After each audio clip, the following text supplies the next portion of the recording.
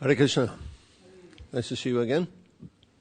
So I see some BBT shirts, but I haven't been able to understand what's on. Can you stand up, turn around, let me see what's on the back. No, hang on. Stand up. Turn around. I took it seriously. Still now. Huh? The what?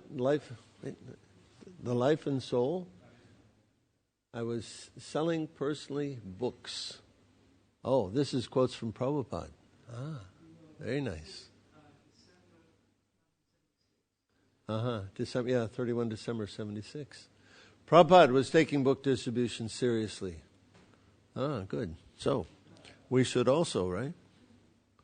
So we're supposed to speak today a little bit about book distribution for the, you call it book marathon now? We don't call it Christmas marathon anymore?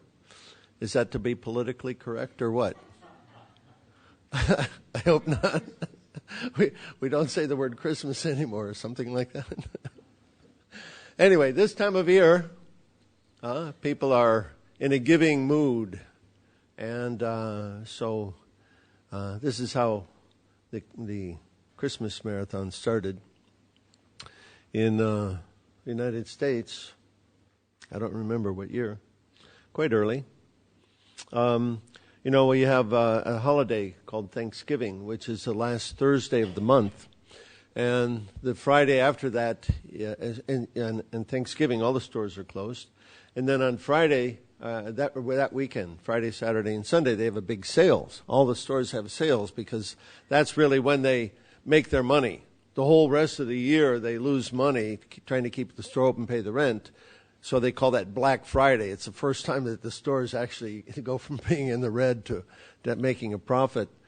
So Black Friday, everybody goes shopping, and so it's a big thing. So the devotees, many of the stores, on that Friday night, they would stay out open till midnight. And so quite spontaneously, the way it happened was devotees were out distributing books, and the stores were staying open late, so the devotees, they figured, okay, we'll stay out late and continue to distribute books as long as there's people. Now, you have to realize that in the States, there's no pedestrians anywhere, except in New York City, perhaps a little bit in San Francisco, but other places, it's a car culture. And so the only place you can see people to distribute books is between the automobile and the stores. So that's where we used to go for distributing books, in the parking lots. And so that's where the devotees, they would stay. They would stay out in the parking lots. And so the stores were open late that night. And Rameshwar Prabhu, he would tell the story how he was leader of the BBT at that time. And he figured he'd stay out late. The stores were closing at midnight. So anyways, he stayed out till, I think, 11:30, something like that, when he came back to the temple. And then he came back. The devotees, they would first go to the treasury and turn in their Lakshmi. And then, so he came back and he saw that there's no devotees there. And generally, they would all gather after they'd come back from book distribution. They'd gather together and have some hot milk and talk about their activities of the day. And so Rameshwar came back at 11:30. Nobody was there, and so he told the treasurer, he said, I guess they've all gone back to bed. Huh? He said, no, you're the first one back. Everybody's there, still out. So this is the way it began, quite spontaneously by the devotees, by being inspired by Super Soul to stay out. And we figured, well, if the stores can do marathon at Christmas time, well, we can do a marathon too. So, because all the stores were open, all these extended hours from 9 in the morning till 10, 11, 12 at night. So this is the way it started. And it became the marathon because it was only that time of year that the stores were open such hours. So that's how it began. And of course, at that time also, Prabhupada was beginning his big temple projects in India, in Vrindavan, in Mayapur, in Juhu Beach. And so there was a competition. Even when I came, it started probably maybe 1974, like that. There was a big competition to see who would send the most money to the BBT every month to facilitate building these temple projects in India. And so all the devotees were given a quota. Do you still do that? We had quotas. And temple president said, don't come back without it. Okay.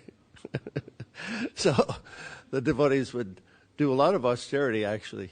They would work very, very hard and distribute a lot of books. So many books went out. And so there was a lot of enthusiasm for this. At that time, of course, we were kind of on a war footing. Prabhupada, we thought of ourselves as foot soldiers in Prabhupada's army. Prabhupada came, he's our commander general, and he was declaring war on Maya. And we were his soldiers, so we were going out to fight Maya. Now you get to fight the Taliban or whoever, but we were fighting Maya. And the devotees should all be in that consciousness too. We're going to conquer Maya in Kali Yuga.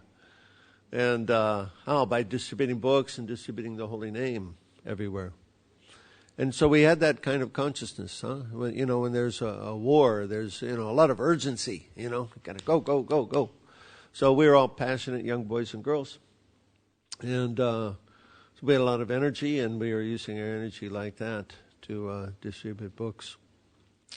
So now, of course, things change over time a little bit. I remember I was working with the BBT in the mid-'80s when we were publishing the 10th, 11th, and 12th cantos of the Bhagavatam. And we used to get letters from the Russian devotees that somehow or other, went through, came back to us, and many letters about how they were appreciating Prabhupada's books. They were so wonderful to hear because, of course, this was still at the time of the Soviet Union. And the people there, they were so much grateful to receive Prabhupada's books. So we would get these letters. And then they were copying the books by hand to circulate them. And they would do chapter by chapter. So somebody would write a chapter and then they would circulate it and they would go from one to the other like this. And so they were also very, very eager, of course, to get Prabhupada's books. Then later I remember, maybe it was after the Soviet Union fell, I remember we were hearing reports of their book distribution. In one day, one devotee distributing 5,000 Bhagavad Gitas. And I was wondering, how is it possible? How do they do that? Well, in Russia, in the Soviet Union, the way they set it up was a factory was a town. That everybody in the town worked for the factory. So they would build a factory and build a town around the factory. And so the devotees would go to the head of the factory and convince him to buy a Bhagavad Gita for everybody that worked in the factory. In this way, they were distributing 5,000 Gitas and more in a single day. So intelligent, So we have to also use our brains like this, how to figure out how to get so many books out. Because people need this. Isn't it true? Especially at this time, right? So much terrorism and so many other crazy things going on in the world. And people are looking for shelter. Actually, what's going on is all their shelter is being taken away. Economically, things are being made more difficult. People don't have shelter there. The government seems to be the enemy of the people in many ways. So people aren't finding shelter there. So, and then, everything else is going crazy. So then people are looking, where's shelter? So, it's kind of a wonderful thing that all these, what Bhagavatam calls fallible soldiers, the fallible soldiers are those aspects of this material world that people take shelter of. All of these fallible soldiers are being taken away one by one. And then where will people go for shelter? So this is, for us, a wonderful opportunity to let people know that the only real shelter at all, anywhere, is the Supreme Lord. And that we teach them how to take shelter of the Supreme Personality of Godhead. It's not too far-fetched, at least for somebody who's a theist, that the Supreme Lord supports and sustains the entire universe. Most people can appreciate that. And then if that's the case, and God is omnipotent, omniscient, and so on, He knows what's going on in our lives, and He'll know if we turn to Him and pray to Him for shelter. So this is our job, to teach people how to take shelter of the Lord, and principally how? By calling out His holy name. So we have the opportunity at this time of year to go on a marathon. Marathon you can't do all the time. It's just a short while. We do some austerity to distribute a lot of books and help people find the shelter of the Supreme Lord Sri Krishna. I was thinking of a little story I was going to tell you. What was that? Maybe it'll come back. So, where do you go from here? Because here, Watford is kind of a little bit in the boondocks. Do you have to go to the cities, or where do you go? You have to drive down to London, or what? Oh, yeah? So you go to the small towns? Okay. Good. What are the people like? Are they receptive these days? Yeah? Yeah? Oh, that's nice. Good. Many times, of course, it depends on where you go. In the States, we used to go to the small towns. And in small towns, people are generally more friendly than they are in the big cities. They have more time, more patience. And so by going to those small towns, we found that they were a very fertile ground for distributing books. I want to encourage you all that you should have, everybody who's going out to distribute, you should have your own visit card that you should put in the book. And because these people that get books, they need to have a connection to Krishna. Otherwise, they can read the book. Maybe they're interested, but they don't understand it. They're a little confused, or maybe they're embarrassed to come to the temple with their foolish questions or something. But if they have a personal connection, it's a lot easier for them to hook up. And so when you make it personal, you give them a book, here's my card. If you have any questions, call me or send me an email or something like this. Do you have something like that going on? Is there one person who does that? Or yeah? You have already. Okay, good. Things are developing nicely. But I'm a little out of touch with all this. Yeah. Huh?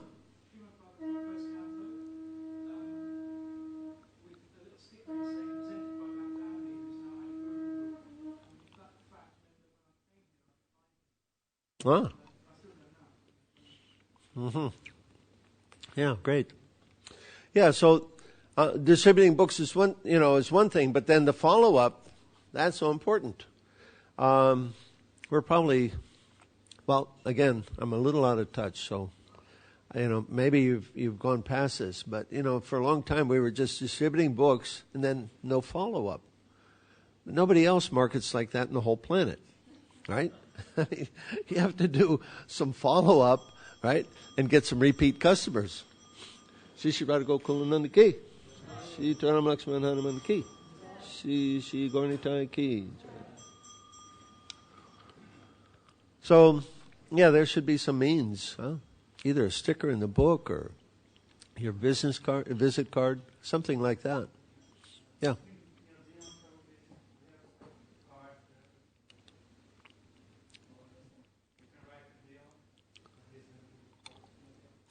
Say it again? Okay, there's the organizers, right? Okay, so he's arranging all the business cards for everybody. Is it? Huh? If he doesn't give you money, keep some of your collection. Get your own cards. And that way you'll have your own stock. So it's an important thing to do because people need a connection. We all need a connection, right? I mean, for some people are bold enough to come and, just on their own and try to figure out what's going on here. But otherwise, it's much easier for people if they have a personal connection, a link, somebody that they can connect with, they can ask questions with, and hold their hand as they come along. I've met some people, sometimes I met people on book distribution. I remember one fellow tried to give him Bhagavad Gita, and he said, yes, I got that book before. I couldn't understand a word in that book. So there's a lot of people like that, actually. They can't make head or tails of that. But you say, okay, if you have any questions, you call me. And, this is a wonderful philosophy. And it can solve all the problems of life. So that's a pretty big claim. Solve all the problems of life. Well, the first problem to solve is being born here. If we solve that problem, all the other problems are solved, right? So that's our aim, how not to be born again in the material world. And so this way, yes, we can solve all the problems. We say that every morning, right? Vanchakalpatarubhyascha kipasindubhyevacha patitanam pavanebhyo vaishnavebhyo namo namaha. I offer my respectful obeisances unto all the Vaishnava devotees of the Lord who are very kind, just like desire trees, and can fulfill the desires of everyone. Well, how do we do that? By giving everyone Krishna. Because when we have Krishna, we have everything. There's nothing else to be wanted. When we have Krishna, we actually become satisfied. And all these other so-called, all these desires for these other things, they simply vanish. They go away. So it's a fact. Krishna consciousness can solve all the problems of life. And we have to be convinced about that. Based on your conviction, people will become convinced. In sales, the principle is people don't buy what you're selling, they buy you. So if you're timid and shy or, and you're not confident in what you're doing, they'll immediately sense that and they won't be interested in what you have. So be bold. Be very bold. Because after all, we work for the boss, right? The big boss. So like if you go to some, sometimes you go in some shopping center. I was distributing books one time in one shopping center. And somehow or other I found out the name of the owner of that shopping center. His name was Robert, let's say. And so then one fellow came by and tried to give him a book. And it turns out that and he says, what are you doing here? Do you have permission to be here? And I said, yeah, it's okay. Robert said, I got permission from Robert. He said, I'm Robert. Robert, thank you very much for allowing us to talk to people about the Lord here. Anyway, by Krishna's grace, I was able to convince him that he wasn't actually the owner of the shopping center, but God, Krishna, he's the owner. He's the boss. So if we have that conviction that Krishna's the boss, and we work for the boss, then we don't have to be concerned about anybody else. We were distributing books one time in one park. It was a national park in St. Augustine. St. Augustine is the oldest city in America. It's in Florida. And there were some park police there, and the girls were distributing. And they gave the girls some tickets, so I came by and so I said, okay, we got the ticket, fine, just continue distributing books. And the police that came to talk to me said, well, this is against the law. You can't do this. I said, well, we don't agree with that. He said, you can stand here and write tickets all day long. That's okay. We'll see you in court because we think it's okay. So we continued to distribute books there and we run the court case. So we work for the boss, right? Don't have any fear. Be fearless, In this way, depend on Krishna. Because when we depend on Krishna, then Krishna can show himself to us. If we don't depend on Krishna, how will he show himself, right? If we're depending on money, our good looks, our clever words or something like that. Well, okay, good luck. But we depend on Krishna, and then He'll show Himself. He'll show Himself like that. So we have to give Him opportunity. We have to depend on Him. Pray, Lord, please direct me from within. Put words in my mouth. Tell me who to approach. Yeah? And be conscious while you're out distributing books. Be conscious of Krishna directing you from within. And He'll do that. He'll put words in your mouth. What to say, the perfect thing to say to the person. And it's a wonderful thing. I mean, many of you must have had this experience by now, yeah? Huh? Yeah? It's wonderful, huh? When we become Krishna's instrument, and He's using us, it's just like, wow. That's the most fantastic thing if you just feel completely fulfilled and blissful. So this is why devotees, they get a real taste for book distribution, because by going out and putting themselves in those circumstances, they experience that connection with the Lord that throughout other parts of our normal experience we may not have. So we should endeavor like that. Be bold, take bold steps, depend on the Lord, pray to Him for the intelligence, for the words to say, what to do, where to go, and watch and see how He reciprocates. So, how many of you are going out? Oh, good. Okay. And how many of you are going out part-time? All the hands can go up for that. A little bit, right? We get Krishna by giving Krishna away. Huh? That's how we get Krishna. This is transcendental mathematics. 1 minus 1 equals 10. Right? So you give Krishna to others, and your enthusiasm will increase more and more.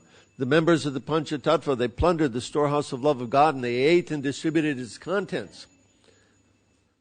But this storehouse is so wonderful that no matter how much is given away, the supply increases hundreds and hundreds of times.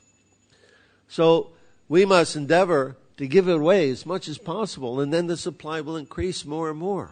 In this way, the entire world becomes overflooded with Krishna consciousness. The result is what? Everybody becomes happy. When I was a teenager, there's a very interesting film that we saw. It was about one man who had made a trip to some jungle in Brazil or something like that. And he came back with a toucan, the bird with the big beak, big colorful bird. And what this fellow found was that after that trip, he became so happy. He was just like completely fulfilled. He stopped smoking cigarettes and gave up all of his sinful activities. Then his wife or girlfriend, whoever it was, she also became like that. And then finally they figured out that they got some kind of virus from this bird that caused them to be happy. So they figured out it was a virus of some kind. And they would scheming how they could go out and infect the whole world with this virus. So they would go on the metro and start coughing like this. Different kinds of things. And anyway, so then the business leaders, they were having their meeting because all their sales were going down, right? People stopped drinking, they stopped smoking, all the sin industries they were in doldrums. Oh, what are we going to do? People are not interested in their products anymore. So it should be like that, huh? This is how the future of this world should be. Instead of becoming more and more morose and everybody tense and crazy because of terrorism and all this stuff, everybody should become happy. So that's the future that we want, and that's the future that this world should have by the grace of Lord Chaitanya. So we're the Lord's instruments. In Kali Yuga, the Lord is acting through us. And so we allow ourselves to be the Lord's instrument to do His work. And He'll put us to work. So we have to be a little sensitive. Try to hear the super soul. And, of course, to do that, we have to chant good japa, because by conquering the mind, the super soul is reached. Otherwise, it's difficult to tell who's your mind and who's the super soul. But chant good japa, attentively, hearing the Lord's holy name. Krishna will act through you, and it will be a wonderful, wonderful experience. The world will become happy. We want to see that. And we should endeavor with that. We should keep that in mind, that the world can become happy. This is Lord Chaitanya's grace.